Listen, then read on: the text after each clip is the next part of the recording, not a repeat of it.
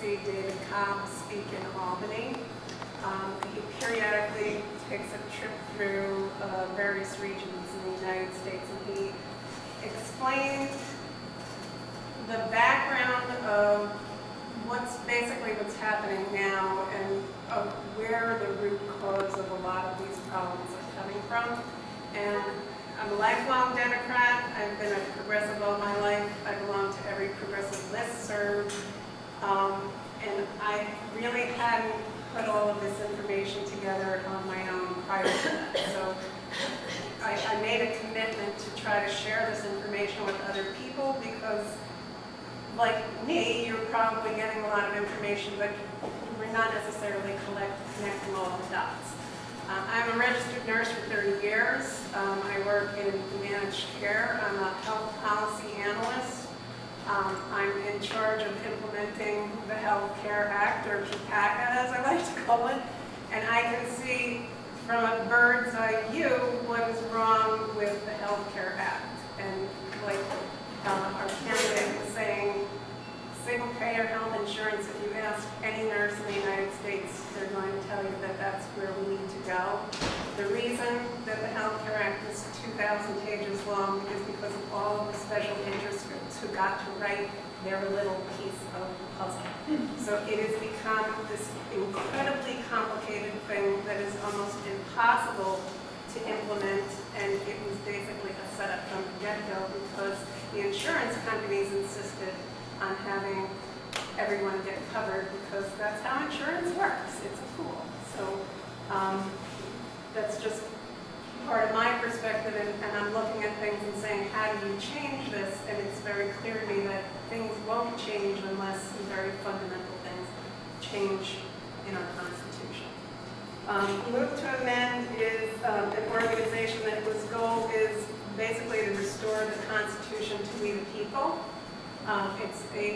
We are a 501c, so we're an educational organization, and we're trying to spread the word to people to try to get support from people like you and me who would like to see the political system change. But the support is for an amendment to the Constitution. And this is very similar to what we had to do in order to free the slaves, in order to give women the right to vote. We still don't have an Equal Rights Amendment, but over the course of the last 126 years, and I did put up on the side there a timeline of corporate personhood, which compares what's happened in law around the rights of people versus what's happened in law over the rights of corporations. Now, we don't read case law. I'm a health policy analyst. I read legislation all the time. I have to read federal legislation, state legislation. I'm reading the laws that were written by our representatives. The decisions that have given corporations all of this power are being made strictly by the Supreme Court. And they're making decisions based on corporates' rights as a person under the Constitution. So all of these decisions have been made based on decisions that started back in the days of the robber barons when the railroads were in place. So in case law, everything is based on precedent. So once somebody says corporations can be treated as persons under the law, we're off to the races, and that's basically what we're doing. Corporate personhood is the idea that corporations are afforded rights as person under the Constitution and in the Bill of Rights.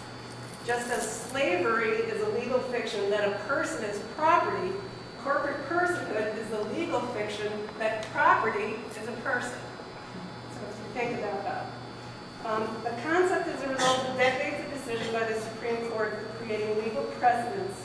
Corporations don't vote, they don't speak, they don't act as people do, they don't raise children, they don't breathe the air or drink the water that they pollute. They are products of the government, and they exist entirely on paper, and they were created to achieve economic and charitable ends. As such, corporations need not be allowed to engage in the activity if Congress and state governments judge that such influence is detrimental to the democracy, as with election law and corporate influence on our elections. It's getting clearer every day that the issues that we care about are impeded on a grand scale by corporate power, corporate money, and corporate culture. Profiteering has replaced public service and concern for our common wealth in too many state legislatures and in the halls of Congress. Most of us are familiar with Citizens United. I know there are very many people who haven't heard of that. Citizens United was based on Citizens United versus the FCC, where the Supreme Court ruled that effectively ending restrictions on political contributions from the general fund of corporations and unions for independent electioneering. The U.S. Court of Appeals in Washington used that decision to say that there's limits on individual contributions to groups making independent expenditures are unconstitutional.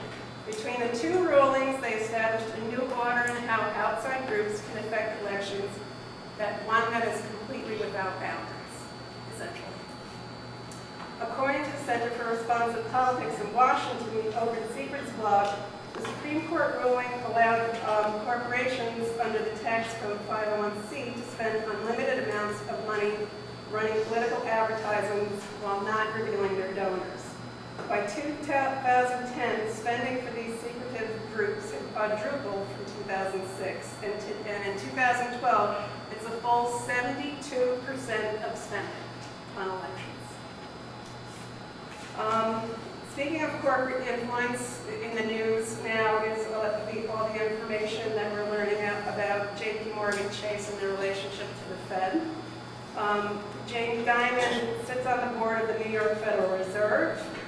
It's a blatant conflict of interest, and in fact, Bernie Sanders coming out this week with more information about 18 heads of the Federal Reserve banks getting money from the bailout in secrecy before any of this went public, all the while people were losing their houses because they can't afford their mortgages and they're underwater in their mortgage. So we got sold out on a grand scale in the financial. We also have all of our money in 401ks. The government has changed things over the last 20 years with the rules around saving money for your retirement. So it went from retirement funds to Wall Street.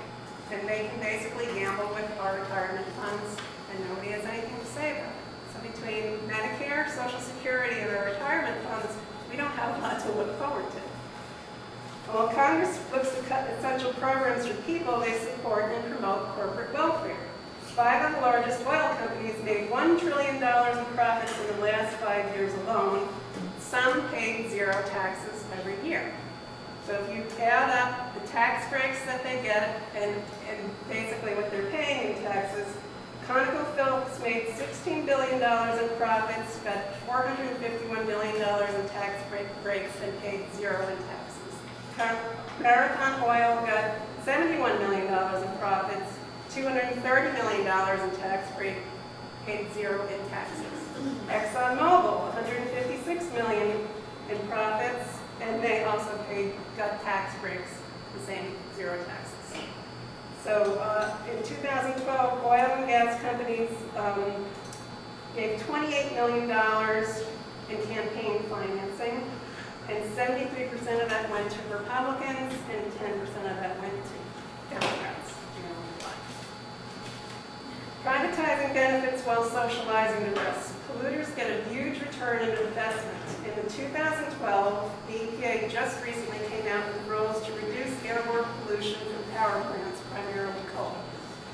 These utilities were responsible for 33,000 pounds of mercury and 6.5 billion pounds of acid rain pollution in 2010 alone.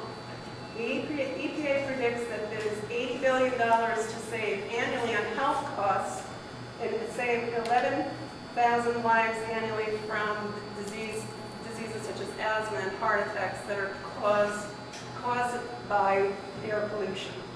It would also create 45,000 jobs to manufacture, install, and operate the equipment. And as soon as this legislation was announced and the actual rules, you write legislation, the government has to come behind it with rules that say this is how we're going to enact the